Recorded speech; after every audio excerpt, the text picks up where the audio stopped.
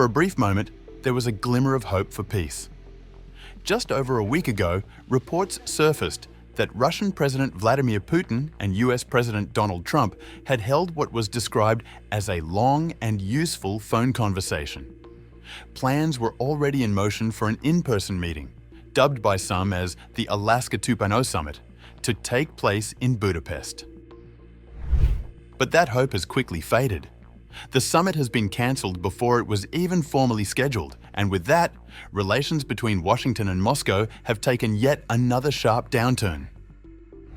As historian Tarik Cyril Amar observed, Washington has rolled out unprecedented sanctions against Russia's two largest oil companies and dozens of their subsidiaries, further hardening its stance.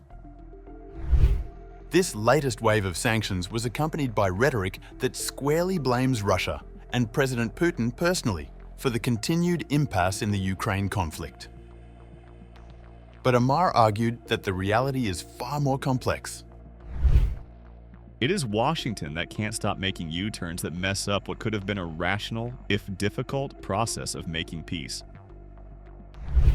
On the other hand, the US position on escalation remains inconsistent.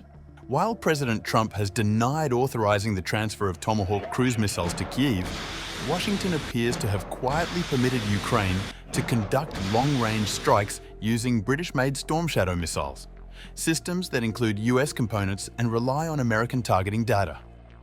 In Amar's words, this is another serious and provocative escalation. Across the Atlantic, the European Union faces its own divisions. The bloc's highly publicized plan to send Ukraine a 140 billion euros interest-free loan backed by frozen Russian assets has stalled. As Amar explains, the scheme's real burden would fall on European taxpayers, something German Chancellor Friedrich Merz has hinted at in deliberately technical language. According to Amar, that means EU taxpayers would once again foot the bill. For now, disagreements over how to spread the political and financial risks have delayed the initiative. But with a new decision deadline set for December, pressure is mounting, especially from hardline Eastern European leaders such as Poland's Donald Tusk. For ordinary Ukrainians, this diplomatic breakdown has devastating implications. Amar warns that, with the United States reverting to a full proxy war footing and the EU showing no signs of backing down, the war is now set to continue into next year. Amar says Ukraine will face a harsh winter followed by renewed Russian offensives in the spring. Meanwhile, NATO leaders appear unmoved by the toll of the conflict. NATO Secretary-General Mark Rutte, seated beside President Trump, recently dismissed public fatigue over the war, despite polls showing that fewer than a quarter of Ukrainians want the fighting to continue. Mr. Secretary, I don't know if you've seen this, but polling out of Ukraine shows a massive collapse in Ukrainian support for the war. A Gallup poll had it just 23%. That's less than a quarter. Zelensky came out today praising President Trump's proposal for freezing the front lines of battle as part of a ceasefire. He said that's a good compromise. So people view your coming here as, you're lobbying the U.S. government to continue its involvement in the war. You're obviously lobbying for more NATO weapons to be sent to Ukraine, but Ukrainians themselves don't want to fight the war. So how do you justify that morally? Well, I'm lobbying only for one thing, and that is to make sure that we end this war. And I don't have to lobby the president because we totally agree on this. And this is what he has been doing from day one. Everything he could do to break the deadlock with Putin, get a dialogue going, dialoguing also with Zelensky, and getting this war done. It's crucial. And the fact that the US is now supplying weapons into Ukraine, paid for by allies, is extremely important. And that's now happening since 2-3 months.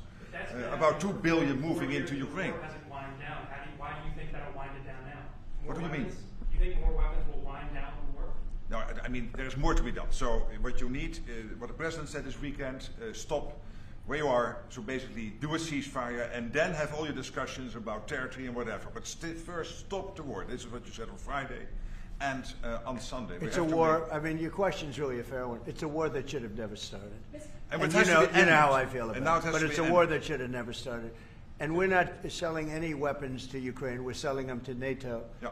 which is different from before. With Biden, he just gave $350 billion worth of weapons and cash right into Ukraine, and that was so foolish. But we sell them to NATO, and in theory, you can do what you want with them. It doesn't have to be Ukraine, but probably it is mostly. No, what nations are doing now is buying from this program and making sure that the supply is in Ukraine, so Europeans and Canadians. And for example, these are interceptors for the Patriot systems, crucial to protect the cities. Today, again, a Russian attack has killed children, at least seriously wounded children in kindergarten in Ukraine. So we need to make sure that the air defense systems are in place, and we need the US systems to do that, and the Europeans are paying for that. And this is exactly the type of actions we needed, and the President is doing that, and trying everything to get this war to an end, starting with the ceasefire.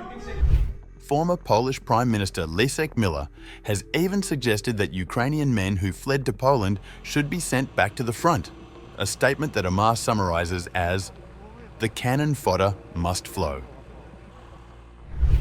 As Amar reminds us, the West's strategy of exposing Ukraine began long before this crisis, at the Bucharest NATO summit in 2008, and it shows no sign of changing course.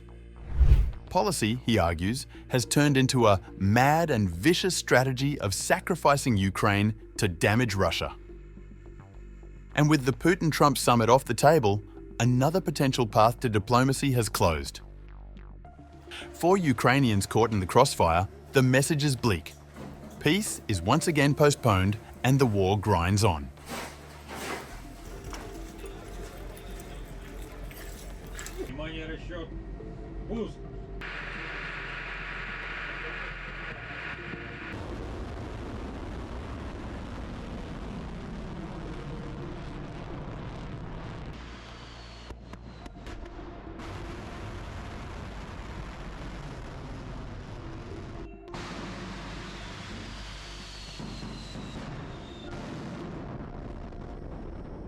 One, launch.